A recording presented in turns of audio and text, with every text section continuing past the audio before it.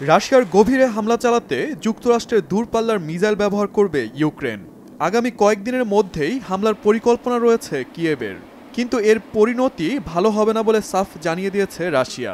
Ukraine মার্কিন missile ব্যবহার করে হামলা চালালে তৃতীয় বিশ্বযুদ্ধ শুরু করবে ক্রেমলিন। রাশিয়া ইউক্রেন সংঘাত শুরু হওয়ার পর গেল ৩ বছরে রাশিয়ার গভীরে হামলার মতো অস্ত্র ব্যবহারের অনুমতি ছিল না ইউক্রেনের।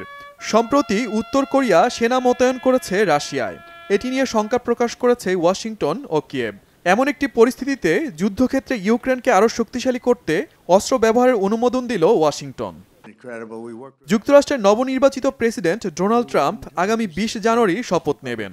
এর ২ মাস আগে ইউক্রেন রাশিয়া সংঘাত নিয়ে নীতিগত পরিবর্তন আনল যুক্তরাষ্ট্র, তবে এটাকে মোটেও ভালোভাবে দেখছে না রাশিয়া।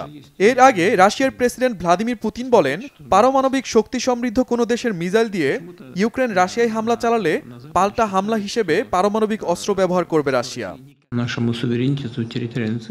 পশ্চিমারা মনে করে রাশিয়া কখনোই পারমাণবিক অস্ত্র ব্যবহার করবে না, কিন্তু রাশিয়ার নীতি নিয়ে পশ্চিমাদের ধারণা নেই। যদি কারো কাজ আমাদের সার্বভৌমত্ব এবং আঞ্চলিক অখণ্ডতাকে হুমকির মুখে ফেলে, তাহলে আমরা সেটি প্রতিহত করতে যে কোনো উপায় কাজে লাগাতে পারি। এক্ষেত্রে পারমাণবিক অস্ত্র ব্যবহার করতেও দ্বিতীয়বার ভাববে না রাশিয়া। মার্কিন কূটনীতিকরা বলছেন, ইউক্রেন রাশিয়া সংঘাত নিরসনে আলোচনার প্রয়োজন। জো বাইডেন প্রশাসনের এই অস্ত্রনীতি ইউক্রেনকে যুদ্ধক্ষেত্রে আরও শক্ত অবস্থানে নিয়ে যাবে।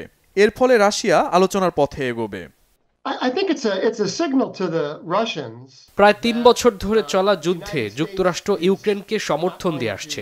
মনে রাখতে হবে, যুদ্ধের মাঠে আপনাকে টিকে থাকতে হলে সামরিক সক্ষমতা বাড়াতে হবে। শত্রুপক্ষকে আলোচনায় বসাতেও এটি কার্যকর ভূমিকা রাখে।